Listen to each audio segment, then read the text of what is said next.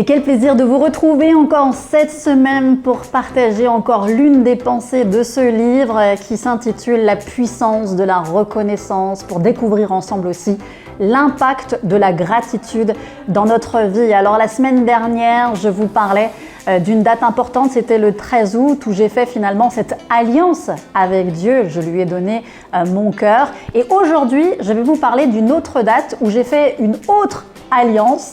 C'est celle avec mon mari. Alors cette date spécifique est chère à mon cœur, bien évidemment, c'est le 20 septembre.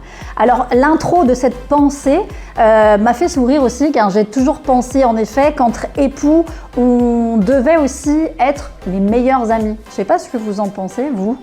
Et cette pensée a commencé avec cette phrase qui dit « Le meilleur ami au monde, il n'y a pas de plus grand amour que celui de donner sa vie pour ses amis », c'est dans Jean 15 au verset 13. Alors ce que je me suis souvent dit dernièrement, c'est que l'alliance que nous faisons dans notre mariage est assez révélatrice finalement de l'alliance que nous faisons avec Dieu lui-même. Oui, parce que quand nous faisons alliance avec Dieu, eh bien Jésus vit en nous et nous faisons un avec lui. Et dans la parole de Dieu, il est écrit que dans le mariage, eh bien, nous formons plus qu'une seule chair. Alors c'est vrai que l'on sait que le Saint-Esprit, il est notre guide, il est notre consolateur, mais est-ce que vous savez que le Saint-Esprit, il est aussi votre ami? Oui, parce que quand le Saint-Esprit vit en vous, c'est Jésus qui vit en vous. Et Jésus, il est aussi cet ami. Et il nous dit, il n'y a pas de plus grand amour que de donner sa vie pour ses amis. Et la question que j'ai envie de vous poser aujourd'hui, c'est est-ce que vous êtes l'ami de votre conjoint? Est-ce que vous arrivez à voir votre conjoint comme ce meilleur ami? C'est vrai qu'on peut se poser cette question. Est-ce que vous arrivez à tout lui partager? Est-ce que vous arrivez à vivre des choses ensemble sans vous juger l'un l'autre? C'est vrai que c'est juste primordial aussi de laisser l'autre libre dans l'amour. Est-ce que vous arrivez à vous laisser libre dans votre amour? À mon avis, c'est quand même les critères requis d'un très bon ami.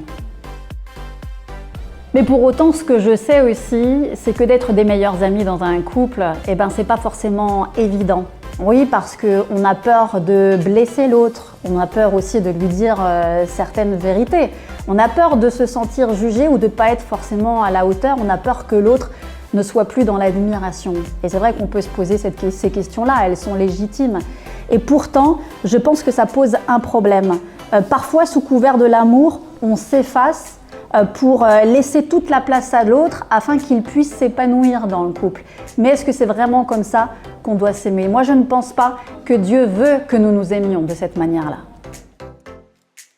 D'ailleurs, le vrai amour, Dieu le détaille bien dans sa parole. Dans 1 Corinthiens 13, de verset 4 au verset 8, il dit « L'amour est en premier lieu patient.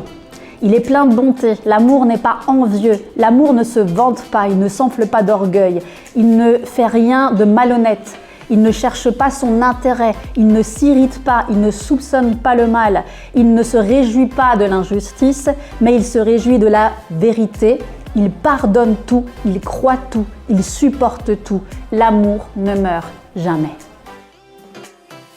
Alors ce que j'ai envie de vous proposer aujourd'hui, c'est d'être reconnaissant pour tout l'amour que Dieu a pour vous. Je vous propose qu'on le fasse ensemble. On y va? Allez, on va dire merci mon Dieu d'être si patient envers moi. Parce que je vous assure que honnêtement, s'il n'était pas patient envers moi, je ne serais même pas là en train de vous parler. Merci pour ton amour qui ne me juge pas.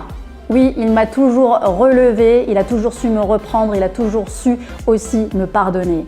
Merci car tu n'attends rien de moi pour m'aimer comme tu m'aimes. Merci d'être toujours juste envers moi. Merci de toujours me dire la vérité à mon sujet.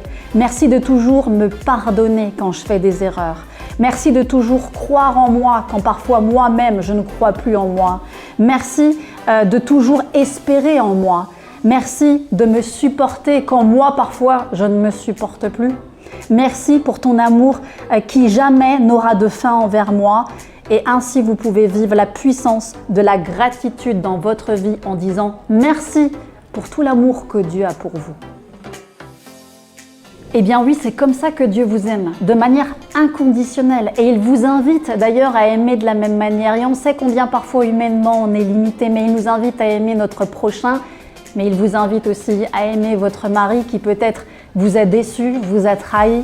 Il vous invite à aimer vos enfants de cette manière-là, qui peut-être se sont rebellés et qui vous ont déçus également. Il vous invite à aimer vos parents, qui peut-être même vous ont rejeté, vous exaspèrent ou sont trop intrusifs dans votre vie.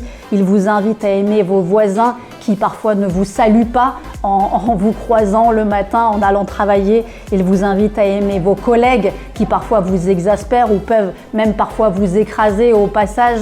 Il vous invite à aimer votre patron qui lui aussi peut vous exaspérer ou dans lequel vous trouvez de l'injustice. Et il vous invite aussi, vous, patron, à aimer vos employés quand parfois vous avez l'impression qu'ils ne vous comprennent pas.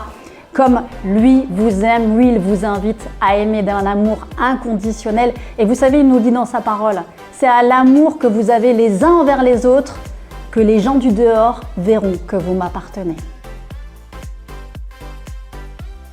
Et bien voilà, nous voici à la fin de cette toute dernière session de ce livre et de ces méditations. C'est la puissance de la reconnaissance, l'impact de la gratitude dans notre vie.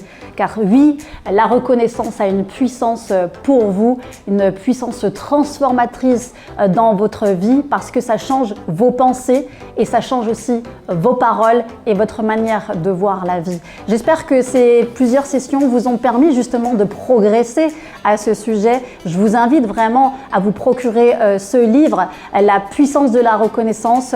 Je vous rappelle là, juste en haut à droite, la page de couverture pour que vous puissiez reconnaître aussi ce livre de Joyce Meyer.